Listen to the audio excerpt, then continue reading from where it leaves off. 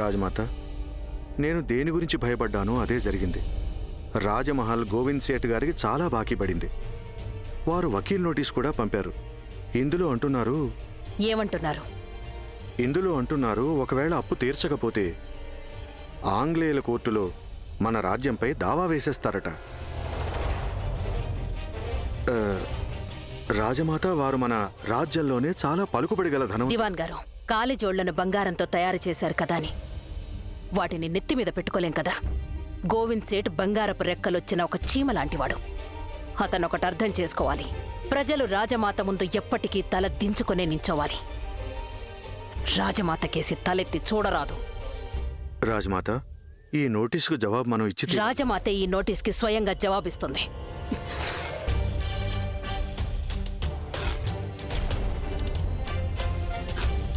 ఇదే ఆ నోటీస్కి జవాబు. ఇక ఈ జవాబు గోవింద్ సేఠ్ తప్పకుండా చదివి తీరాలి. రాజమాత, ఏంటి మీరు చేసిన పని?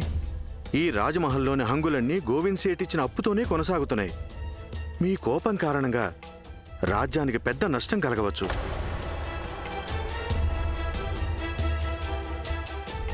లాభ నష్టాల గురించి భయం వ్యాపారులకుంటుంది, రాజులకు కాదు.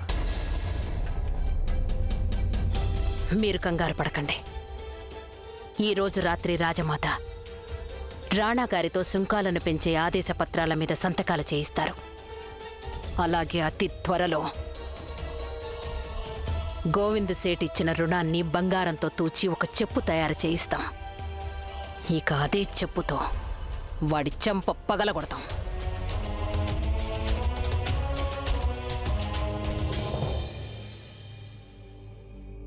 అక్క, నేను పొద్దుటి నుంచి పని చేసి చేసి అలసిపోయాను. తల్లి తోడు గాయత్రి ఉంటేనా కాస్త సాయంగా ఉండేది. చెంపా, గాయత్రి ఇంటి ఆడపిల్లమ్మా, ఆడపిల్ల. ఇక మనమేమో కోడళ్ళం. కూతురు ఏం చేసినా ఏం తప్పనిపించదు.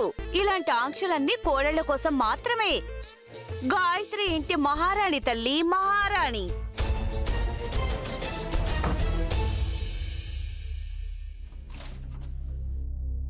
రామ్మ గాయత్రి,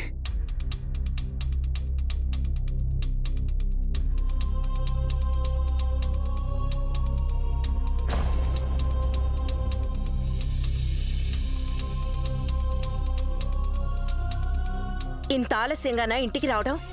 చెప్పవే. చెప్పకపోతే బయట వాళ్ళ సంగతి అటుంచు, ఇంట్లో వాళ్లే వేలెత్తి చూపిస్తారు. జవాబు చెప్పు గాయత్రి. చూడు, మీ వదిన్లు నీ గురించి ఏవేవో ఊహించుకుంటున్నారు. నువ్వు నాకు మాట ఇచ్చావు కదా, సూర్యాస్తమయానికి ముందే ఇంటికి తిరిగొస్తానని. మీ అమ్మకిచ్చిన మాటను కూడా మర్చిపోయావా? నువ్వింటి నుంచి బయటికెళ్ళినప్పుడు కేవలం నీ పరువు గురించే కాదు, నీతో పాటు ఈ ఇంటి పరువు, మీ నాన్నగారి పరువు, మన పూర్వీకుల పరువు గురించి కూడా ఆలోచించాలి. ఇలా అందరి పరువును నిలబెట్టాల్సిన బాధ్యత నీ మీదుంది.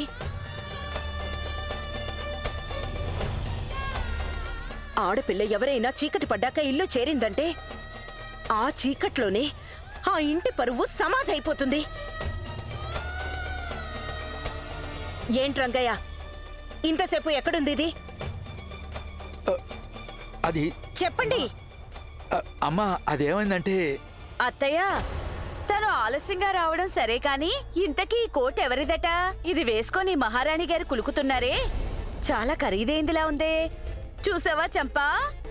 అక్క, ఎంతైనా మన ఆడపడుచు గుణవంతురాలు కదా. పొరపాటును కూడా తన మీద పరాయి మగవాడి నీడను కూడా పడనివ్వదు. మరి ఆ దేవుడికే తెలియాలి ఈ రోజు తన ఒంటి మీదకి పరాయి మగవాడి బట్టలు ఎలా వచ్చాయో. ఏంటమ్మా మాటలు? అది తిరిగొస్తున్నప్పుడు పెద్ద వాన పట్టుకుంది. మన గాయత్రమ్మ తడిసిపోయింది. ఒక అపరిచితుడు తనకి సాయం చేశాడు. పాపం తను చలికి వణికిపోతుంటే అప్పుడు నేను గాయత్రమ్మ కోసం ఆయన్ని కోట్ అడిగి తీసుకున్నాను. అంతేగాని ఇంకేం జరగలేదు. మన గాయత్రమ్మ ఎలాంటి తప్పు చేయలేదు. అమ్మగారు, గాయత్రమ్మ అలసిపోయింది, తనకి విశ్రాంతి కావాలి. అమ్మా, నువ్వు లోపలికి పద, నేను నీకు వేడివేడి పాలు తీసుకొస్తాను. ఖచ్చితంగా ఏదో తిరకాసుంది. ఒకవేళ గాయత్రి రామయ్యతో వెళ్తున్నాననే వంకతో తను ఇంకెక్కడికైనా వెళ్ళిందేమో. Yes, I think that will be fantastic.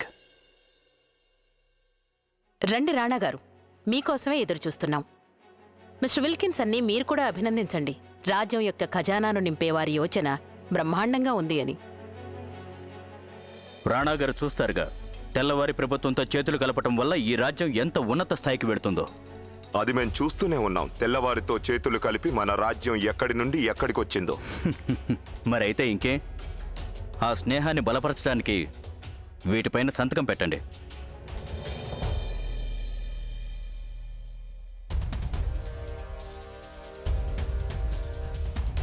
రాజమాత, మీరు ఈ పథకం గురించి బ్లూ ప్రింట్ ఇచ్చారు కదా, అది మేము చదివాం. రైతుల తలరాతలను తేల్చే ముఖ్యమైన నిర్ణయాన్ని ఈ కాగితపు ముక్కల్లో పొందుపరిచారు. కానీ రైతుల నాగలి కాగితాల మీద కాదు, ఈ నేల తల్లి గుండె మీద నడుస్తుంది.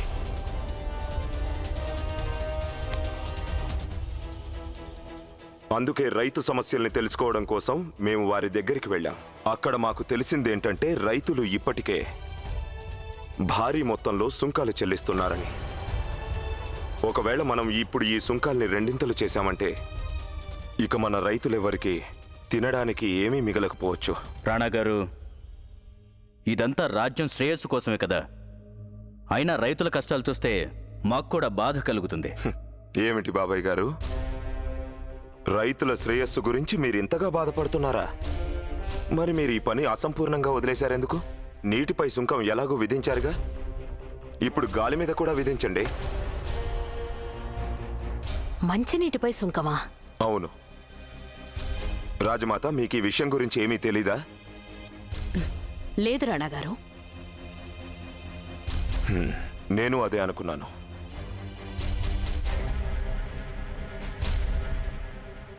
ఐఎమ్ సారీ మిస్టర్ విల్కిన్సన్, మా రైతులు ఇప్పటికే పన్నుల భారంలో బాగా కూరుకుపోయి ఉన్నారు. ఇప్పుడు ఆ భారాన్ని రెట్టింపు చేయడమా? అలా మేం చేయలేం. కానీ రాజ్మాత మాకు వాగ్దానం చేశారు. రాజమాతకి పూర్తి వివరాలు తెలియవు. ఒకవేళ ఆవిడికి తెలుసుంటే ఖచ్చితంగా వారు మేం తీసుకున్న నిర్ణయాన్నే తీసుకొని ఉండేవారు. రాజుకు ప్రజలకు మధ్య గల బంధం యజమానికి నౌకరికి ఉన్న సంబంధం లాంటిది కానే కాదు, పిల్లలకు తండ్రికి ఉన్న బంధం లాంటిది. పిల్లల విషయంలో తండ్రి వారి బాధలను పెంచే ఇలాంటి నిర్ణయాన్ని ఎన్నటికీ తీసుకోడు. It seems Rana Garu has already made a decision. I'm sorry, Rajmata. నేను మీ టైం వేస్ట్ చేశాను, నా టైం కూడా.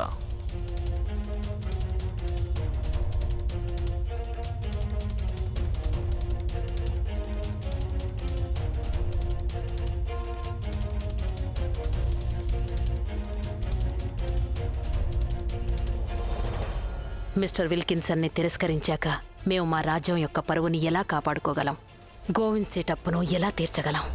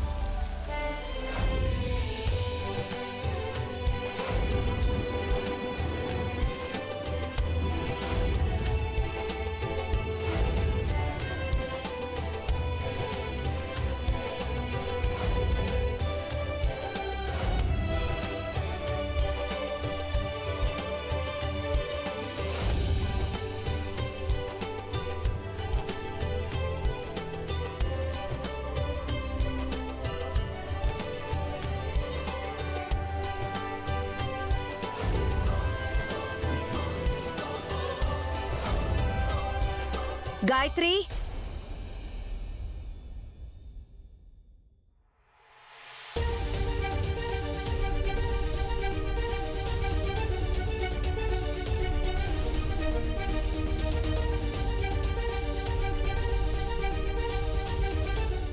ఎవరి నుంచైనా నిజాన్ని దాచొచ్చు గాని మీ అమ్మ నుంచి దాచలేవు.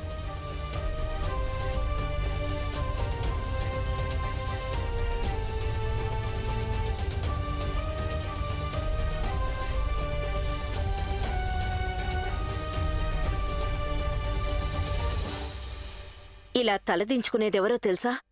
తప్పు చేశామనుకుంటున్న వాళ్ళు. మన ఇంట్లోకి దొంగ ఎప్పుడు దూరుతాడో తెలుసా? పొరపాటున ఇంట్లో తలుపులు వేసుకోవడం మర్చిపోయినప్పుడు. ఒకవేళ ఎవరో లోపలికి రావాలని ఆ తలుపులు తెరిచుంటే వాటిని మూసేయ్ గాయత్రి. మీ అమ్మ కళ్ళల్లోకి నేరుగా చూసి మాట్లాడే ధైర్యమైనా మిగులుతుంది.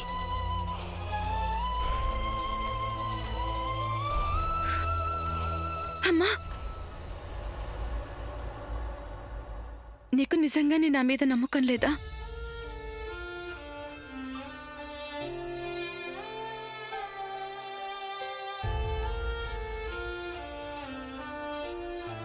ఉంది గాయత్రి. అలాగే ఇంతవరకు నువ్వే ఆ నమ్మకాన్ని నీ భుజాల మీద మోస్తున్నావు. నా భయం ఒక్కటే, ఈ భారాన్ని ఇన్నాళ్లుగా మోస్తూ వచ్చిన నువ్వు అలసిపోకూడదని.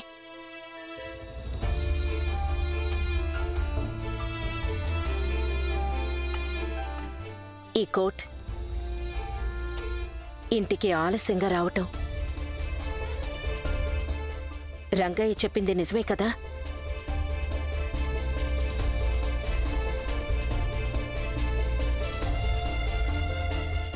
చూడు గాయత్రి, ఓ అద్దం కాని ఓ అమ్మాయి పరువు కాని రెండూ ఒక్కలాంటివేనమ్మా. ఒకవేళ వాటిలో వెంట్రుక వాస బీటపడినా ఆ రెంటికి విలువుండదు.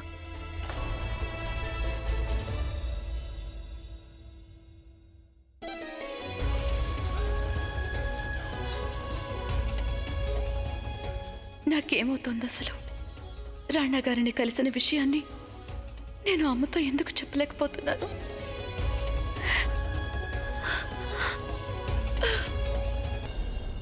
రాజమాత, చూసారా మీ సుపుత్రుడు ఏం చేశారు? ఒకవేళ మీకు ఇష్టం లేకపోతే ఆ విషయం మీరు ముందే చెప్పి ఉండాల్సిందే. ఆ ఇంగ్లీష్ దొరికి అంత కోపం తెప్పించాల్సిన అవసరం ఏముంది? ఒక్క విషయం మర్చిపోకండి, ఈ దేశం ఇంగ్లీషు దొరల పాలనలో ఉంది. వారి శాసనాల ప్రకారమే నడుస్తోంది. వారి ఈ దేశానికి ప్రభువులు. అది అక్షరాల నిజమే. కానీ ఈ దేశానికి యజమానులు వారు కాదు. ఈ దేశానికి నిజమైన వారసులు ఈ మట్టిలో పుట్టిన లక్షలాది మంది భారతీయులు. ఆ పరిస్థితి ఇప్పటికే కాదు, ఎప్పటికీ అలాగే ఉంటుంది. ఇంగ్లీష్ దొరలు రాజసింహాసనం మీద కూర్చున్నారు గాని వారి మనసులో ఆ రాజసం లేదు. వ్యాపారం చేస్తున్నారు. అంతేకాకుండా వారు ఈ దేశ సంపదను మెల్లిమెల్లిగా వారి దేశానికి చేరవేసుకుంటున్నారు. ఇలా ఈ దేశాన్ని కొల్లగొడుతున్నది వారొక్కరే కాదు. ఈ దేశంలోనే పుట్టి పెరిగిన కొందరు భారతీయులు కూడా అదే పని చేస్తున్నారు. రాణా గారు, ఏదైనా సూటిగా చెప్పండి. రాజమాత, మీకు తెలుసా సాగునీటి ట్యాక్స్ ఎవరి గల్లాల్లోకి చేరుతోందో? ఈ ట్యాక్స్ బ్రిటిష్ గవర్నమెంట్ అలాగే పితృ సమానుడైన బాబాయ్ గారి ఖజానాలను నింపుతోంది. రాణా గారు, ఇలాంటి నిందని మీరు మా మీద వేసే కన్నా మీరు మా ప్రాణాలు తీసి ఉంటే బాగుండేది. మీరు ఈ రాజ్యానికి రాజే, కానీ ఒక రాజు ఉండే పద్ధతి ఇది కాదు. అయినా పెద్దవాళ్లతో మాట్లాడే పద్ధతి మాత్రం ఇది కానే కాదు. రాణా గారు, చంద్రవదన్ గారు చెప్పింది నిజమే. మన్నించమని అడగండి వారిని.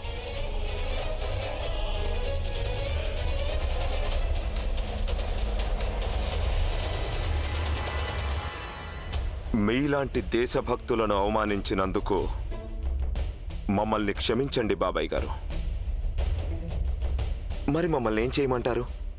మాకు ఏదైతే తెలిసిందో అదే మేము అన్నాం. మీకు తెలిసిన దాంట్లో నిజం ఏమాత్రం లేదు.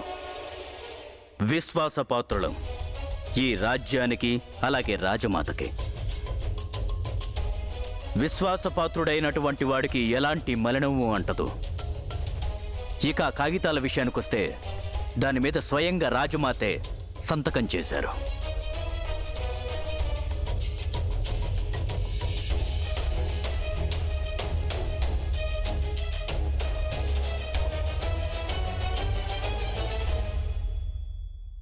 మాకేమీ తెలీదు రాణాగారు. చంద్రవదన్ గారు మాతో కాగితాల మీద సంతకం చెయ్యండి అన్నారు. మేము సంతకం చేసేశాం. మమ్మల్ని ఏం చేయమంటారు రాణాగారు? సులక్షణ మరణం తరువాత మీరు ఎక్కడిదక్కడ వదిలేసి వెళ్ళిపోయారు. ఇంత పెద్ద రాజ్యాన్ని మోసే భారం మా భుజాలపై వచ్చి పడింది. ఇక భారం ఎప్పుడైతే పెరుగుతుందో అప్పుడు భుజాలు జారిపోతాయి.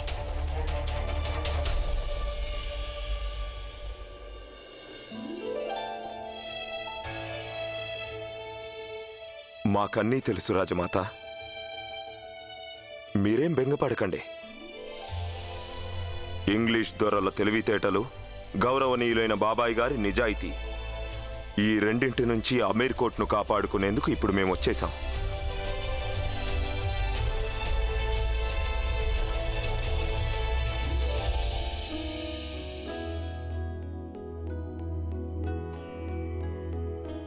అయ్యో చాలు చాలు చాలు, మొత్తం వడ్డించేస్తావా ఏంటి? చిట్టి తెల్ల ఎక్కడుంది? సాయంత్రం నుంచి అసలు కనిపించనే లేదు. ఇంతకీ తన అన్నం తిందా లేదా? ఇందాకే తను భోంచేసి బాగా నిద్రొస్తోందని వెళ్ళి పడుకుంది. దానికి ఒంట్లో కొంచెం బాలేదు.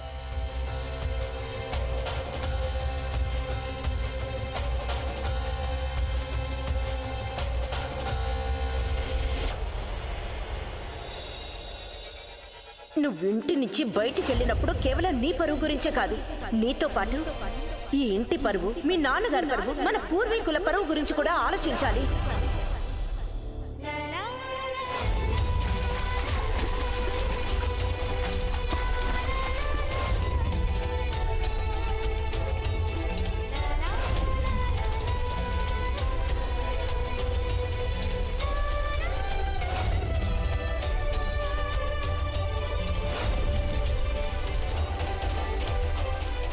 గాయత్రి,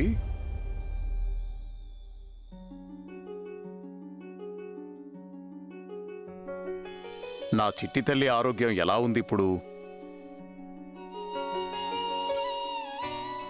గాయత్రి, ఏమైందమ్మా? గుర్తుందా నాన్నా,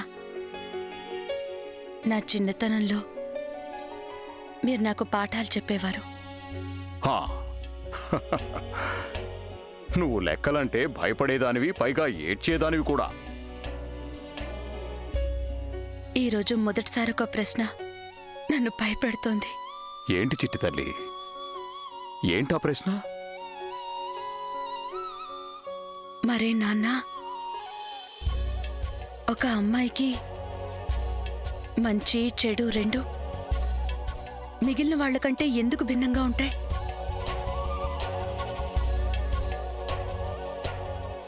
నిజంగానే నా చిట్టి తల్లిని ఎవరో చాలా భయపెట్టేసినట్టున్నారు.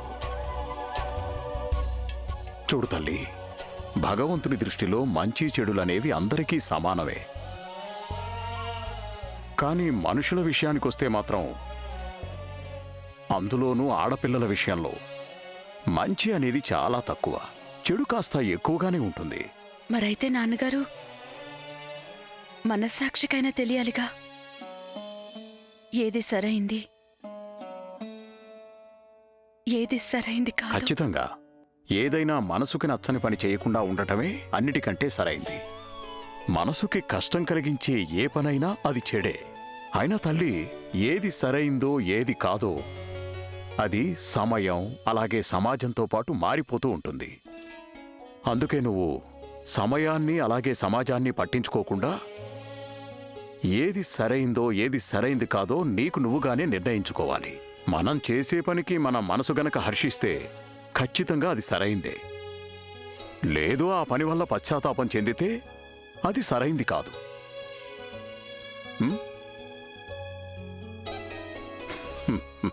ఏమండి, గుమాస్తా గారు వచ్చారు. అలాగా, ఏదైనా తిను తల్లి.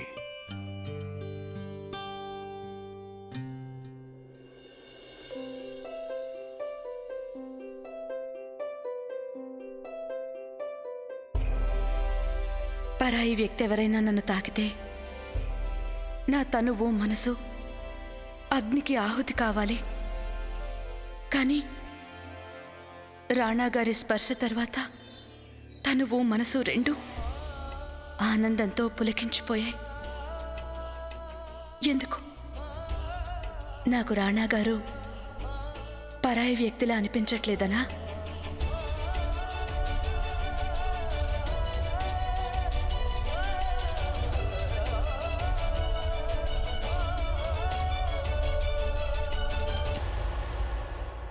మా నోటీస్కి మహల్ నుంచి వచ్చిన సమాధానం ఇదా? అవును సేట్ గారు, రాజమాత దీనినే మీకు జవాబుగా పంపారు. రాజమాత చాలా పెద్ద పొరపాటే చేశారని అనిపిస్తోంది. ఆవేశంలో గోవింద్ సేట్ నోటీసుని చించి పారేశాం. కానీ మాకు మాత్రం ఏం తెలుసు? మేము రాణా గారు సుంకాన్ని రెట్టింపు చేసే విషయాన్ని నిరాకరించరనే ధైర్యంతో ఉన్నాం.